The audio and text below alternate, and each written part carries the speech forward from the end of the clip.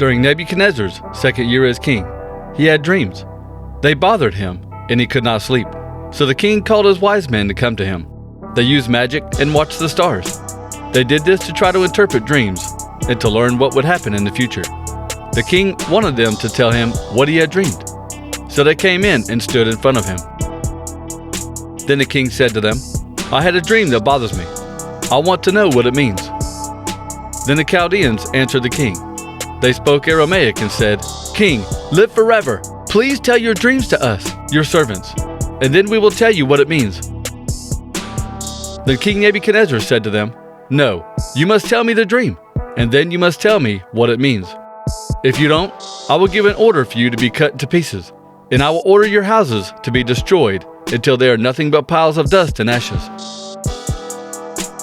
But if you tell me my dream and explain its meaning, I will give you gifts, rewards, and great honor. So tell me about my dream and what it means."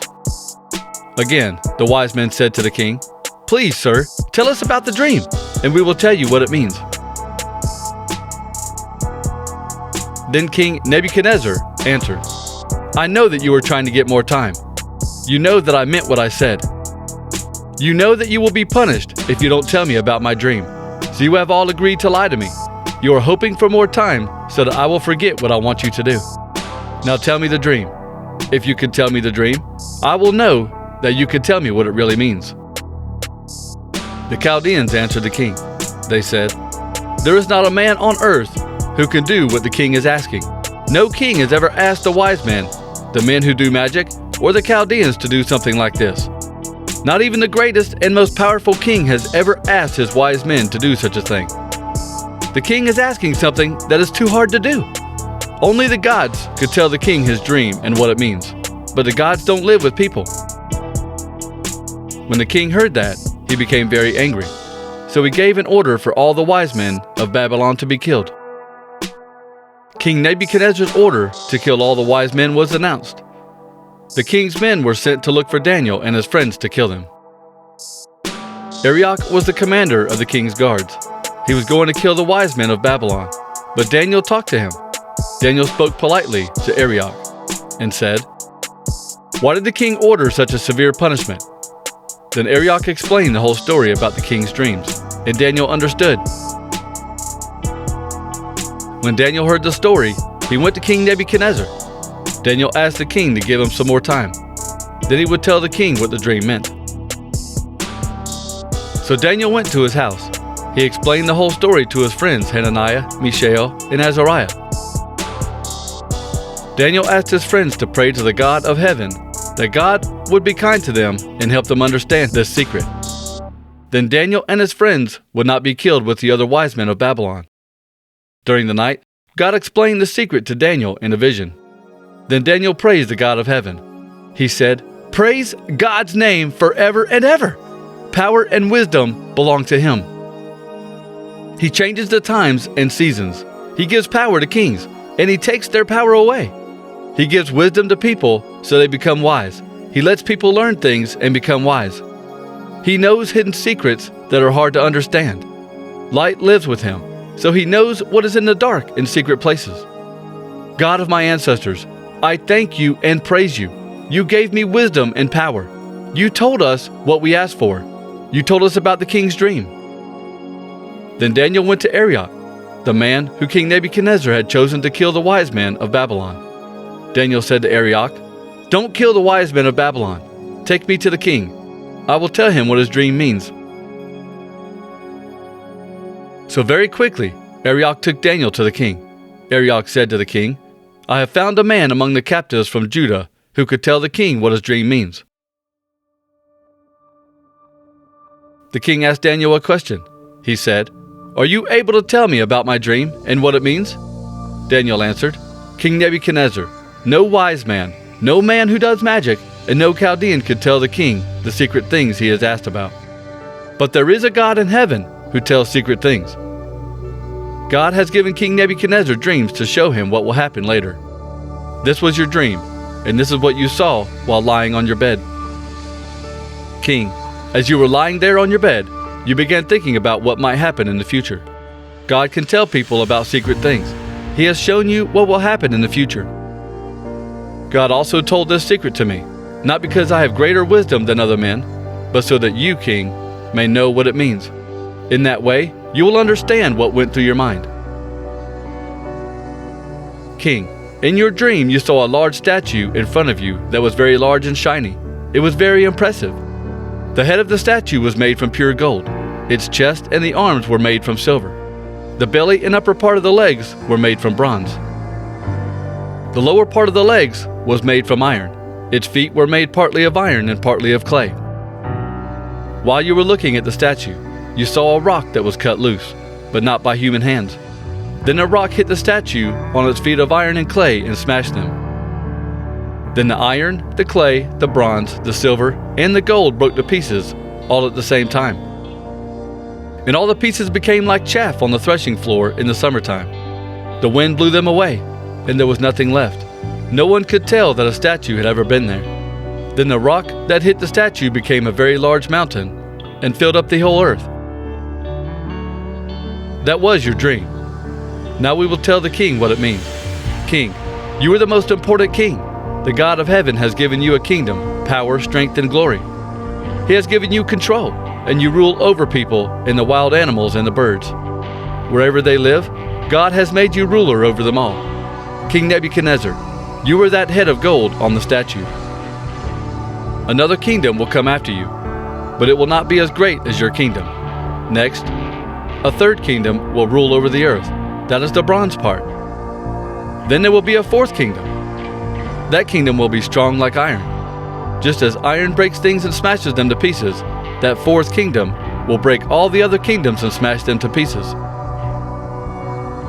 You saw that the feet and toes of the statue were partly clay and partly iron. That means the fourth kingdom will be a divided kingdom. It will have some of the strength of iron in it, just as you saw the iron mixed with clay. The toes of the statue were partly iron and partly clay. So the fourth kingdom will be partly strong like iron and partly weak like clay. You saw the iron mixed with clay, but iron and clay don't completely mix together. In the same way, the people of the fourth kingdom will be a mixture. They will not be united as one people. During the time of the kings of the fourth kingdom, the God of heaven will set up another kingdom that will continue forever. It will never be destroyed, and it will be the kind of kingdom that cannot be passed on to another group of people. This kingdom will crush all the other kingdoms. It will bring them to an end, but that kingdom itself will continue forever. King Nebuchadnezzar, you saw a rock cut from a mountain, but no one cut that rock. The rock broke the iron, the bronze, the clay, the silver, and the gold to pieces. In this way, God showed you what will happen in the future. The dream is true, and you can trust that this is what it means. Then King Nebuchadnezzar bowed down in front of Daniel to honor him. The king praised him. He gave an order that an offering and incense be given to honor Daniel. Then the king said to Daniel, I know for sure your God is the God over all gods and the Lord over all kings. He tells people about things they cannot know. I know this is true because you were able to tell these secret things to me. Then the king gave Daniel a very important job in his kingdom and gave him many expensive gifts. Nebuchadnezzar made Daniel ruler over the whole province of Babylon and put him in charge of all the wise men of Babylon. Daniel asked the king to make Shadrach, Meshach, and Abednego important officials over the province of Babylon. The king did as Daniel asked. Daniel himself became one of the important officials who was always near the king. King Nebuchadnezzar had a gold idol made that was 60 cubits high and 6 cubits wide. Then he set the idol up on the plain of Dura in the province of Babylon. Then he called the satraps, prefects, governors, advisors, treasurers, judges, rulers, and all the other officials in his kingdom to come together. He wanted all of them to come to the dedication ceremony for the idol. So all the men came and stood in front of the idol that King Nebuchadnezzar had set up. Then the man who makes announcements for the king spoke in a loud voice, All you people from many nations and language groups, listen to me. This is what you are commanded to do.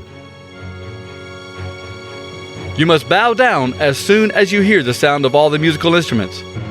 When you hear the horns, flutes, lyres, sambucas, harps, bagpipes, and all the other musical instruments, you must worship the gold idol.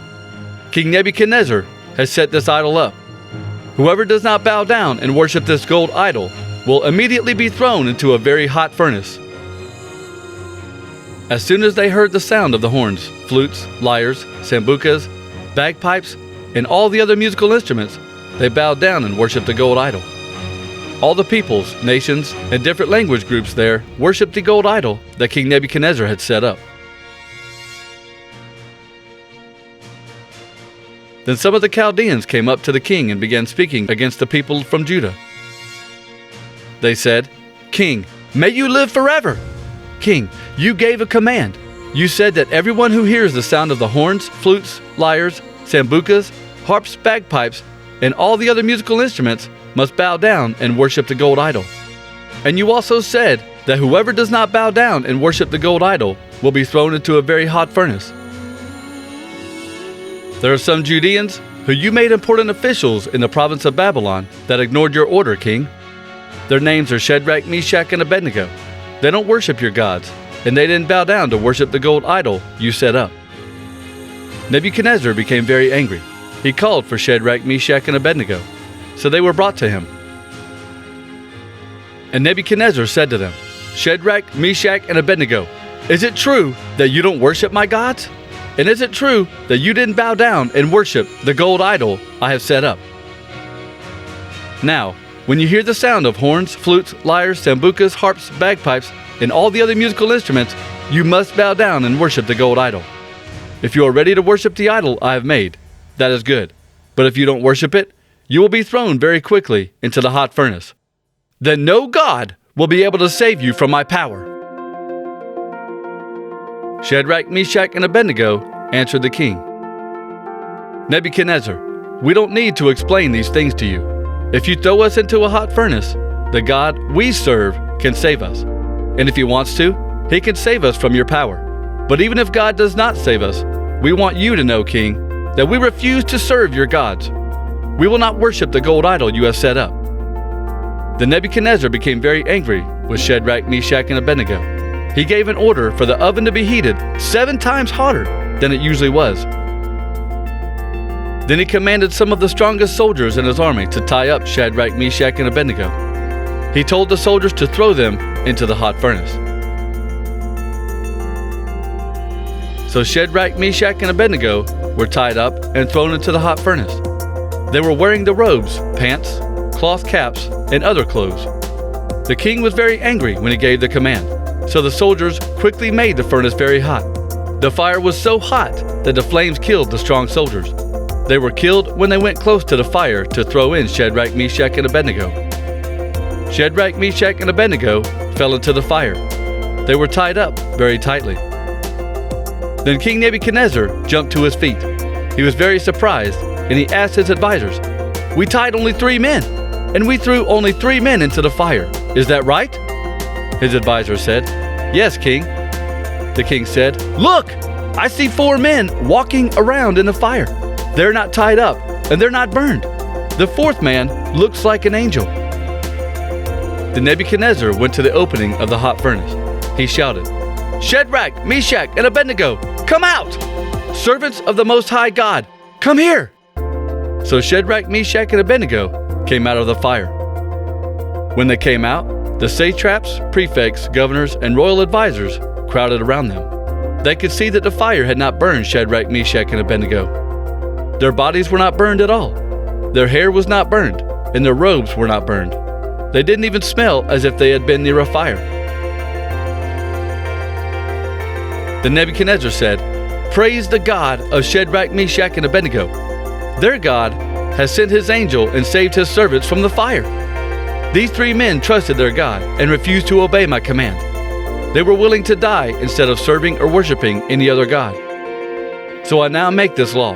Anyone from any nation or language group who says anything against the God of Shadrach, Meshach, and Abednego will be cut into pieces, and their house will be destroyed until it is a pile of dirt and ashes. No other God can save his people like this." Then the king gave Shadrach, Meshach, and Abednego more important jobs in the province of Babylon. This is the Lord's message to Jeremiah. Jeremiah, Stand at the gate of the Lord's house. Teach this message at the gate. Hear the message from the Lord, all you people of the nation of Judah. All you who come through these gates to worship the Lord, hear this message. The Lord all-powerful, the God of Israel says, change your lives and do good things. If you do this, I will let you live in this place. Don't trust the lies that some people say. They say, this is the temple of the Lord, the temple of the Lord, the temple of the Lord. If you change your lives and do good things, I will let you live in this place. You must be fair to each other. You must be fair to strangers. You must help widows and orphans. Don't kill innocent people. And don't follow other gods, because they will only ruin your lives. If you obey me, I will let you live in this place. I gave this land to your ancestors for them to keep forever, but you are trusting lies that are worthless. Will you steal and murder? Will you commit adultery? Will you falsely accuse other people? Will you worship the false god Baal and follow other gods that you have not known? If you commit these sins, do you think that you can stand before me in this house that is called by my name? Do you think you can stand before me and say, we are safe, just so you can do all these terrible things? This temple is called by my name. Is this temple nothing more to you than a hideout for robbers? I've been watching you. This message is from the Lord. You people of Judah, go now to the town of Shiloh. Go to the place where I first made a house for my name. The people of Israel also did evil things. Go and see what I did to that place because of the evil they did. You people of Israel were doing all these evil things. This message is from the Lord. I spoke to you again and again, but you refused to listen to me. I called to you, but you did not answer. So I will destroy the house called by my name in Jerusalem. I will destroy that temple as I destroyed Shiloh. And that house in Jerusalem that is called by my name is the temple you trust in. I gave that place to you and to your ancestors. I will throw you away from me, just as I threw away all your brothers from Ephraim. As for you, Jeremiah, don't pray for these people of Judah. Don't beg for them or pray for them. Don't beg me to help them. I will not listen to your prayer for them. I know you see what they are doing in the towns of Judah. You can see what they are doing in the streets of the city of Jerusalem. This is what the people of Judah are doing. The children gather wood. The fathers use the wood to make a fire. The women make the dough and then make cakes of bread to offer to the Queen of Heaven. The people of Judah pour out drink offerings to worship other gods. They do this to make me angry, but I am not the one they are really hurting. This message is from the Lord. They're only hurting themselves. They are bringing shame on themselves. So this is what the Lord God says. I will show my anger against this place. I will punish people and animals. I will punish the trees in the field and the crops that grow in the ground. My anger will be like a hot fire. No one will be able to stop it. This is what the Lord all-powerful, the God of Israel, says. Go and offer as many burnt offerings and sacrifices as you want. Eat the meat of those sacrifices yourselves. I brought your ancestors out of Egypt. I spoke to them, but I did not give them any commands about burnt offerings and sacrifices. I only gave them this command: obey me, and I will be your God, and you will be my people. Do all that I commanded, and good things will happen to you. But your ancestors did not listen to me. They did not pay attention to me. They were stubborn and did what they wanted to do. They did not become good. They became even more evil. They went backward, not forward. From the day that your ancestors left Egypt to this day, I have sent my servants to you. My servants are the prophets. I sent them to you again and again, but your ancestors did not listen to me. They did not pay attention to me. They were very stubborn and did evil, even worse than their fathers did. Jeremiah, you will tell these things to the people of Judah, but they will not listen to you. You call to them, but they will not answer you. So you must tell them these things. This is the nation that did not obey the Lord its God. These people did not listen to God's teachings. They don't know the true teachings. Jeremiah, cut off your hair and throw it away. Go up to the bare hilltop and cry, because the Lord has rejected this generation of people. He has turned his back on these people, and in anger he will punish them. Do this because I have seen the people of Judah doing evil things. This message is from the Lord. They have set up their idols. and I hate those idols. They have set up idols in the temple that is called by my name. They have made my house dirty. The people of Judah built the high places of Topheth in the valley of Ben Hinnom, where they killed their own sons and daughters and burned them as sacrifices. This is something I never commanded. Something like this never even entered my mind. So I warn you, the days are coming, says the Lord, when people will not call this place Topheth or the valley of Ben Hinnom anymore. No, they will call it the valley of slaughter. They will give it this name because they will bury the dead people in Topheth until there is no more room to bury anyone else. Then the bodies of the dead people will become food for the birds of the sky. Wild animals will eat the bodies of those people. There will be no one left alive to chase the birds or animals away. I will bring an end to the sounds of joy and happiness in the towns of Judah and in the streets of Jerusalem. There will be no more sounds of the bride and bridegroom in Judah or Jerusalem. The land will become an empty desert. This message is from the Lord. At that time, men will take the bones of the kings and important rulers of Judah from their tombs. They will take the bones of the priests and prophets from their tombs. They will take the bones of all the people of Jerusalem from their tombs. They will spread the bones on the ground under the sun, the moon, and the stars. The people of Jerusalem love to worship the sun, the moon, and the stars. No one will gather the bones and bury them again. So the bones of those people will be like dung thrown on the ground. I will force the people of Judah to leave their homes and their land. They will be taken away to foreign lands. Some of the people of Judah who were not killed in the war will wish that they had been killed. This message is from the Lord.